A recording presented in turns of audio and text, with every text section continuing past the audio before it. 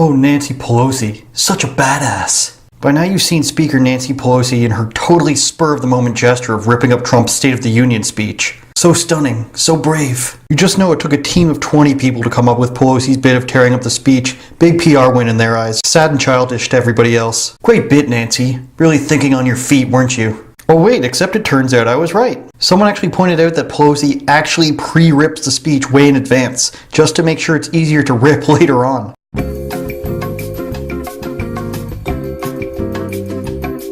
How totally unpredictable. And not prepared at all, Nancy. When she wasn't busy softening up those 4 pieces of paper like Smithers for Mr. Burns, Pelosi actually managed to stand up and applaud with everybody else for a few things. But of course she didn't stand and applaud for the accomplishments that actually help American people. You probably should ignore that. Pelosi can't applaud for unemployment numbers for black, Hispanic, female, or any other type of Americans, because she cares more about her TV appearance than America. Wait a minute, she ripped up the papers a little bit, but what if this actually wasn't that prepared, and she was just trying to be spontaneous and edgy? Surely this wasn't planned that far in advance for them to boast about later and make a sassy SNL sketch about. Right? Really? Who was I kidding? Even moderates like Tim Pool thought this was ridiculous. But maybe it was just a response to all of the lies that Trump included in his speech. What's more upsetting to you? The meaningless theatrics of the opposition, or the dozen-plus false or misleading statements the president told the American people? An Al Jazeera analyst wouldn't mislead us, would they?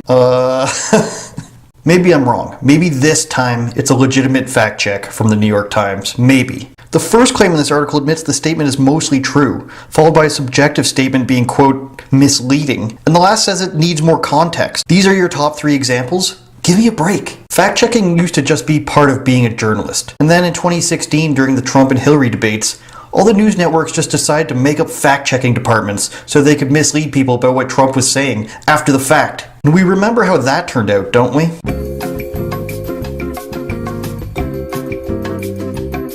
Now, every news channel, even Facebook, all have their own garbage fact checks, where they just play semantics with everything. Imagine if journalists acted this way in any other part of the media. Anything's possible. Anything's possible! Oh, somewhat true.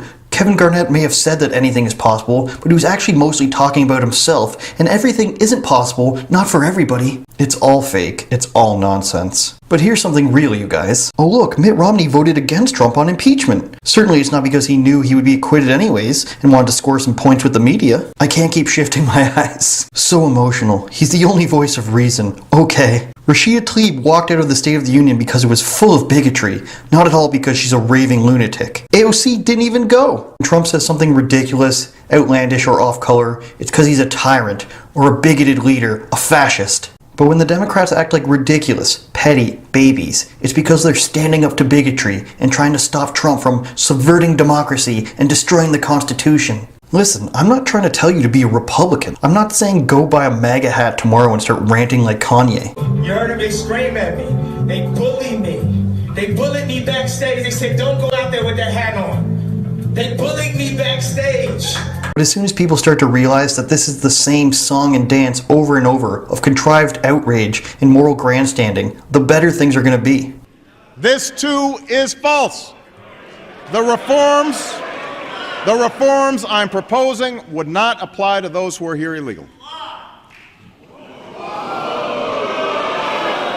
It's not true.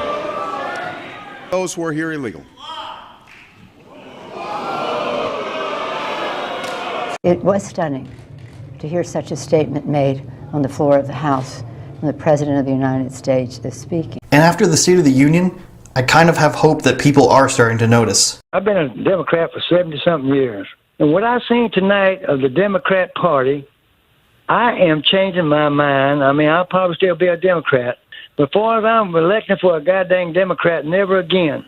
I am a Democrat as well, but no longer will I vote Democrat.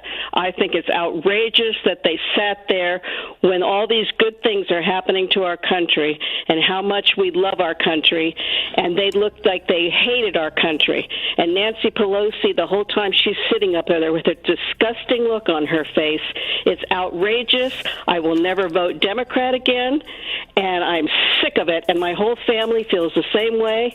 My husband, my friends are sitting sitting here, all former Democrats. We all voted for Hillary last time, and therefore never, ever will we ever vote Democrat again. You know, it's always portrayed that the Democrats don't love their country. Well, we love our country, and we want to see it succeed. But it appears to us that our Democratic Party has been stolen from us by a bunch of communists, and no longer will our family ever vote Democrat again. I am literally disgusted with Pelosi and the Democrats' behavior, the way she teared up his speech behind him at the end. I was a registered Democrat. I've gone independent. I'm leaning GOP now. With a simple rip of a paper, Nancy Pelosi has pretty much sealed the deal of a re-election of Donald Trump.